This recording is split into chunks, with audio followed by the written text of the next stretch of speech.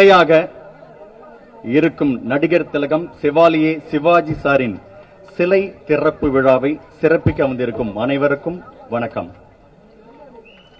விழாவிற்கு என்னை அழைச்சதுக்காக இன்பா சாருக்கு நான் என்னுடைய நன்றியை தெரிவிச்சுக்கிறேன். சிவாஜி சாரோட நடிக்கிறதுக்கு தான் எனக்கெல்லாம் பாக்கியம் கிடைக்கல, அட்லீஸ்ட் அவரை பத்தி பேசுறதுக்காக கிடைச்சதுன்னு சந்தோஷமா இருக்கு. ஒருவேளை 4 நாள் நடிக்க வந்தனால தான் அவர் சீக்கிரம் போயிட்டு வரான்னு தெரியல. பொதுவா ஒரு சிலை எதுக்காக வைப்பாங்க? காக்கா குருவிலாம் வந்து ரெஸ்ட் எடுத்துட்டு போறதுக்கா? இல்லை. சாதனை படைத்த மனிதர்களுக்காக சிலை வைப்பாங்க, இறைவனுக்கு வைப்பாங்க, நல்ல உத்தமர்களுக்கு வைப்பாங்க, வரலாற்று நாயகர்களுக்கு வைப்பாங்க, சாதனை படைத்தவர்களுக்கு வைப்பாங்க. நம்ம சிவாஜி சார் மிகப்பெரிய சாதனை படைத்த மனிதர். அவர் பொதுவா சிலை வைக்கிறது இப்ப இந்த எதுக்காகனா, இன்னைக்கு பிறந்த குழந்தைங்க நாளைக்கு வளர்ந்து வந்ததுன்னா இந்த பக்கமா போகும்போது அம்மா அவர் யாருமா அப்படின்னு கேட்டா அவரை பத்தி சொல்றதுக்கு ஒரு சாதனை இருக்கும். சிவாஜி சாரை பத்தி சொல்றதுக்கு வண்டி வண்டியா சாதனை இருக்கு. ஏன்னா இன்னைக்கு ஒரு சிவன் அப்படின்னு சொன்னா சிவாஜி சார் திருவிளையாடல் படத்தின் மூலமா ஞாபகம் வராரு. ஒரு அப்பர் அடிகளா ஞாபகத்துக்கு வராரு.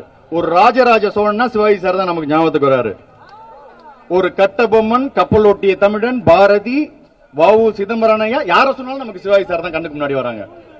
சோ அந்த அளவுக்கு தான் ஏற்று நடித்த கதாபாத்திரத்தின் மூலமாக ஒரு தேசப்பற்றையும் வரலாற்றையும் தெய்வீகத்தையும் நமக்குள்ள விதைச்சவர் சிவாஜி சார். நமக்கு ஒரு ஆசான் மாதிரி அவரு. சோ அதனால சிவாஜி சாருக்கு சிலை வைக்கிறதுங்கிறது மிக பொருத்தமான ஒரு விஷயம்.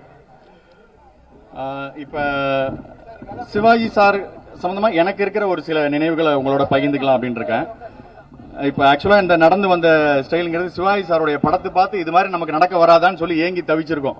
வீட்டுல நடந்து நடந்து பாக்குறது. அவர் நடந்தா ஸ்டைலா இருக்கு, நம்ம நடந்தா ஏதோ பக்கவாதம் வந்த பன்னிக்குட்டி மாதிரியே இருக்கு. முத நான் சிவாஜி சார திருச்சியில ஒரு மீட்டிங்ல ராஜீவ் காந்தி சார் பக்கத்துல இந்த மாதிரி கீழே நின்னுகிட்டு அண்ணாந்து பாத்துக்கிட்டு இருந்தேன். திரை உலகத்துக்கு வந்ததுக்கு அப்புறமும் அவரோட சாதனைகளை நினைச்சு பார்த்து இன்னைக்கும் அண்ணாந்து பாத்துக்கிட்டு இருக்கேன். சோ அந்த அளவுக்கு சாதனை படைச்சிருக்காரு.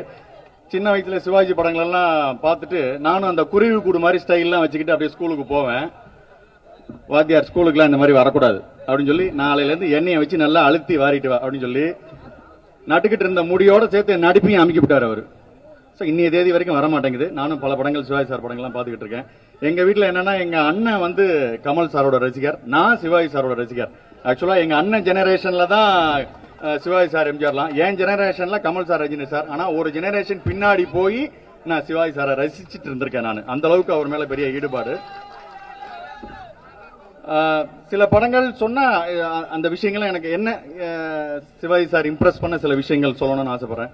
நீங்க வசந்த மாளிகை படம் வந்து நான் பறக்கிறதுக்கு முன்னாடியே வந்த படம். அது வந்ததுக்கு அப்புறம் நான் அந்த படத்தை மேபி அது ஒரு 20-25வது ரிலீஸா வருதுன்னு நினைக்கிறேன். பயங்கர கிரௌடு திருச்சியில. படம் பார்த்துக்கிட்டே இருக்கேன். அந்த ஏன் ஏன் அப்படின்னு ஒரு பாட்டு வருது. பறக்குது பேப்பர், என் மேல சில்லறையெல்லாம் வந்து விழுவுது. அந்த ஞாபகத்துல தான் நான் பயணம் படத்துல பண்ணும்போது சொன்னேன், சிலிர்த்து போய் சில்லறையெல்லாம் விட்டு எறிஞ்சனே அப்படின்னு. சோ இதெல்லாம் சிவாஜி சார் படத்துல வந்ததுதான். ஆனா ஒரு நடிகனுக்கு அனைத்து விதமான திறமைகளும் இருக்கும்பாங்க. நீங்க நாகேஷ் சார் காமெடியில பெரிய லெஜண்ட். ஆனா அவர் கூட சேர்ந்து கலாட்டா கல்யாணம் சொல்லி ஒரு படம் பண்ணிருப்பாரு. நாகேஷ் லெவலுக்கு இறங்கி காமெடி பண்ணுவார் சிவாஜி சார். ஒரு ஹீரோவா இருந்துகிட்டு அந்த லெவலுக்கு இறங்கி பண்ணுவார். அது என்னுடைய மறக்க முடியாத படம். புதிய பறவைன்னு ஒரு படம் பாத்தீங்கன்னா, அந்த எங்கே நிம்மதி பாட்டு தனியா நடிச்சுக்கிட்டு இருப்பாரு, என்னென்னமோ ஆக்ஷன் பண்ணுவாரு. அப்படியே கண் கொட்டாம அவரை பார்த்துக்கிட்டே இருக்கலாம் போல இருக்கும். அந்த மாதிரி ஒரு பெர்ஃபார்மன்ஸ் அவரு. இன்னொரு பாரத விலாசன்னு ஒரு படம், அதுல பாத்தீங்கன்னா சக்க போடு போடு ராஜா அப்படின்னு ஒரு பாட்டு.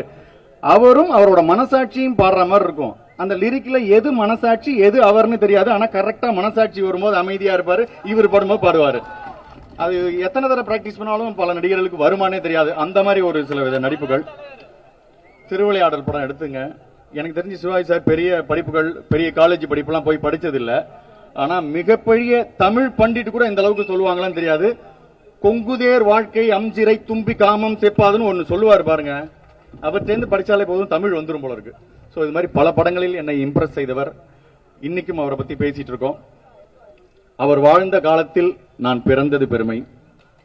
அவர் இருந்த திரையுலகில் நான் இருப்பது பெருமை. அவரின் இந்த சிலை திறப்பு விழாவுக்கு வந்தது பெருமை.